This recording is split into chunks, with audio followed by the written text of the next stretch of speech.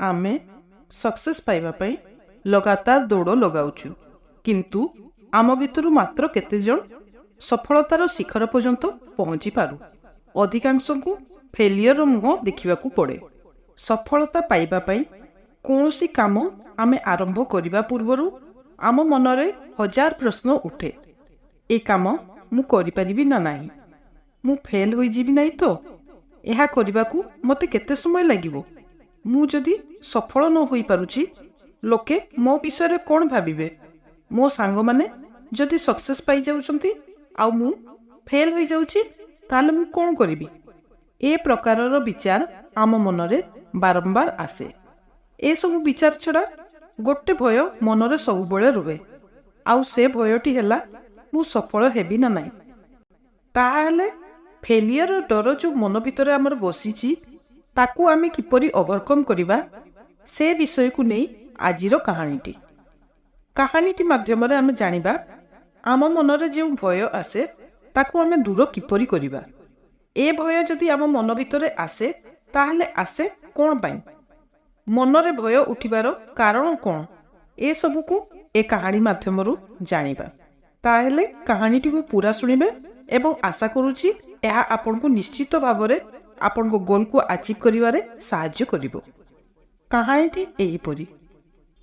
बहु वर्ष तले जड़े बहुत विज्ञ बौद्ध सन्यासी गाँ शेष मुंडा जंगल रे गोटे कुटीर करी रहुथिले। काहारी कोनोसी समस्या हेले से तांको पाखकु जाए एवं ए बौद्ध सन्यासी जनक तार समस्यार समाधान करती।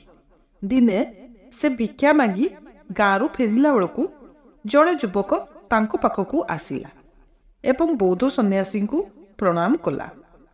कहिला, कृपा करी मत मार्ग देखांतु, मोर समस्या बहुत जटिल, किंतु मु सुनिछि आपण समस्तक समस्या को समाधान करती। कृपा करी मते उत्तर दियंतु। आम मनरे कोन पाई कोनोसी कार्य करिबा पूर्वरु असफल हेबार भय बारंबार आसे। आउ ए परिस्थिति रे आमे आमर लक्ष्य रे किपरि पहुंचीबु, आउ ए भय मनरु जीव किपरि।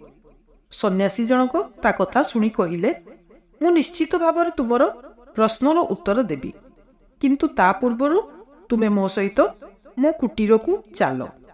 युवक जनक आज्ञा पालन करी सन्यासी संगरे तांको कुटीर को गला। ता आर दिन सन्यासी युवक को कहिले, चाल आमे जंगल रु बुली आसीबा।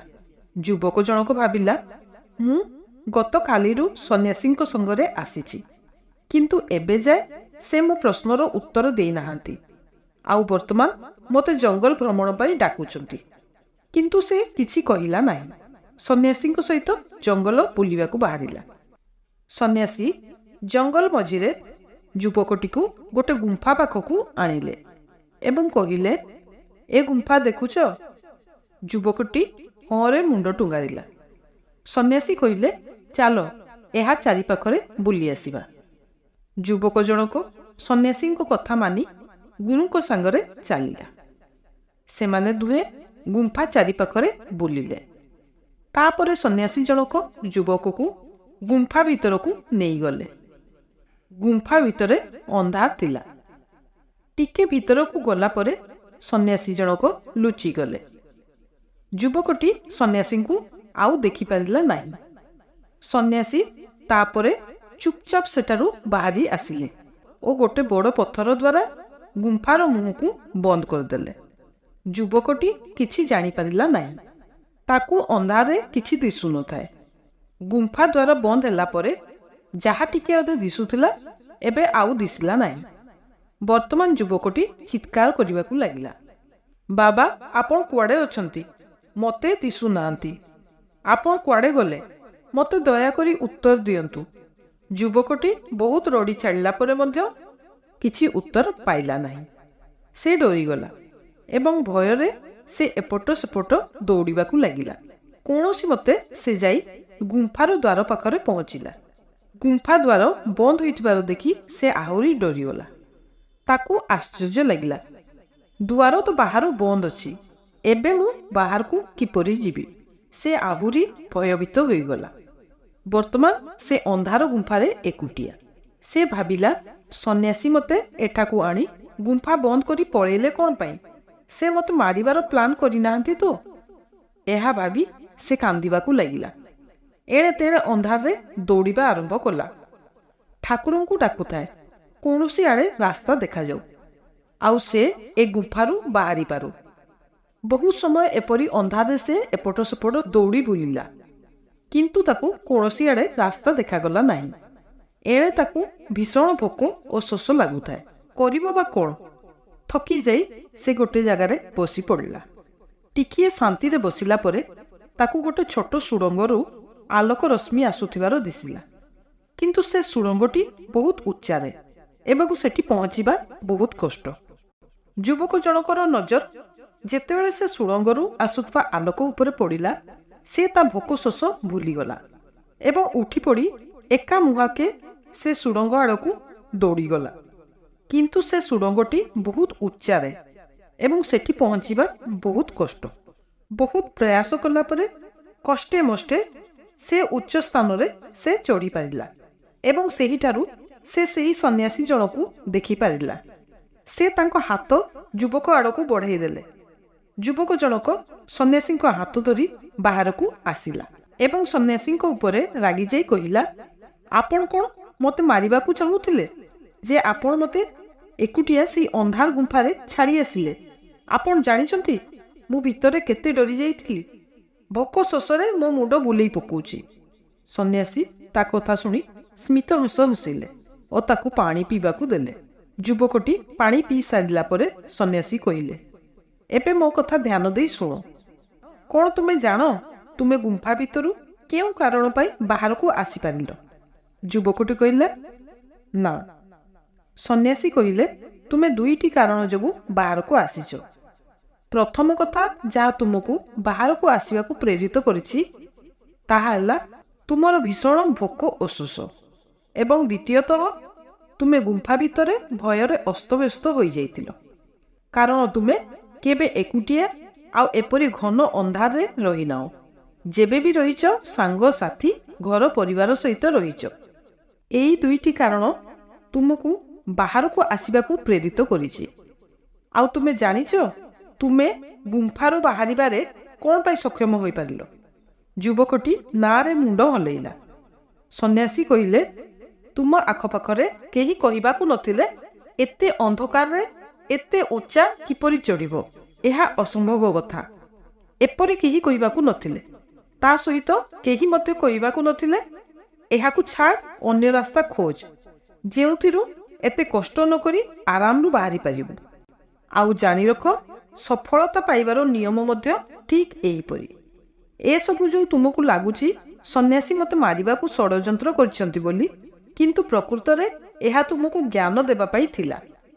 ଗୁମ୍ଫାର ଦୁନିଆରୁ ବାହାରିବା କଷ୍ଟକର ନୁହେଁ, କିନ୍ତୁ ଆମ ଚାରିପାଖରେ ଯେଉଁ ଦୁନିଆ ଅଛି ତାହା ବହୁତ କଷ୍ଟକର। ଆମକୁ ଆମ ଚାରିପାଖରେ ଏପରି ବହୁତ ବେକାର ଲୋକ ମିଳନ୍ତି ଯେଉଁମାନେ ଆମକୁ ଜ୍ଞାନ ଦିଅନ୍ତି। ସେମାନଙ୍କୁ ତୁମେ ଯଦି ଦେଖିବ, ସେମାନେ ନିଜ ଫିଲ୍ଡରେ କିଛି ବି ବିଶେଷ କରିନଥାନ୍ତି, କିନ୍ତୁ ଜ୍ଞାନ ଦେବାକୁ ପଛାନ୍ତି ନାହିଁ। ଏ କାମ ବହୁତ କଷ୍ଟକର କାମ। ଏହାକୁ ତୁମେ କରିପାରିବ ନାହିଁ। ଏହାକୁ ଛାଡ଼ି ଅନ୍ୟ କାମ ଦେଖ, ଦେଖିବ ସେଥିରେ ସୁରୁଖୁରୁରେ ସଫଳତା ପାଇଯିବ। ଏ କାମରେ ଏଇଆ ଲୁଫଲ ଅଛି, ସେ କାମରେ ସେଇଆ ଲୁଫଲ ଅଛି। ତାକୁ ଦେଖ, ସେ ଏପରି କରିଥିଲା ତେଣୁ ସେ ଫେଲ୍ ହୋଇଗଲା। ଏ ଫିଲ୍ଡରେ କିଛି ଗ୍ୟାରେଣ୍ଟି ନାହିଁ ସଫଳ ହେବାର, ଇତ୍ୟାଦି ଇତ୍ୟାଦି।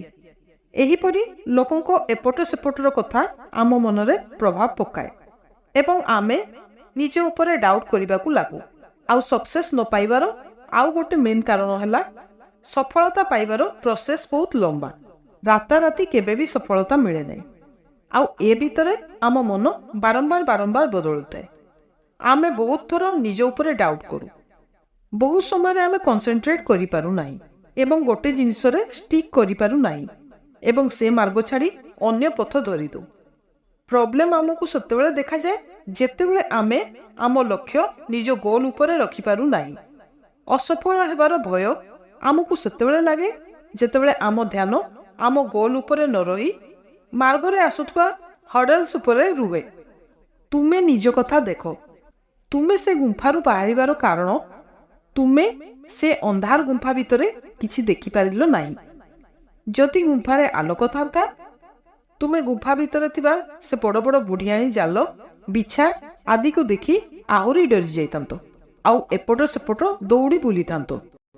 ତେଣୁ ନିଜ ଆଟେନସନକୁ କେବଳ ନିଜ ଗୋଲ ଉପରେ ରଖ ଏବଂ ଆଖପାଖରେ କ'ଣ ହେଉଛି ତାକୁ ଭୁଲିଯାଅ। ତୁମ ସାଙ୍ଗସାଥୀମାନେ କ'ଣ କହୁଛନ୍ତି, ସେମାନେ କ'ଣ ଆଚିଭ୍ କଲେ, ସକ୍ସେସ୍ ନା ଫେଲିୟର, ସେମାନେ କାହାକୁ କ'ଣ କହୁଛନ୍ତି, ଏସବୁକୁ ଛାଡ଼ ଆଉ ନିଜ କାମ ଉପରେ ଫୋକସ୍ କର ଏବଂ ଦେଖ ସଫଳତା କିପରି ତୁମ ପାଦରେ କୁଟି ହେବ। ଏତିକି ଶୁଣି ସାରିଲା ପରେ ଯୁବକଟି ସନ୍ନ୍ୟାସୀଙ୍କ ପାଦ ଛୁଇଁ ପ୍ରଣାମ କଲା ଓ କହିଲା, ମୁଁ ଆପଣଙ୍କ ଜ୍ଞାନକୁ ମନେ ରଖି କାର୍ଯ୍ୟରେ ଲଗେଇବି ଆଉ ସଫଳ ହେଲା ପରେ ନିଶ୍ଚୟ ଆପଣଙ୍କ ପାଖକୁ ଆସି ଆପଣଙ୍କ ଦର୍ଶନ କରିବି।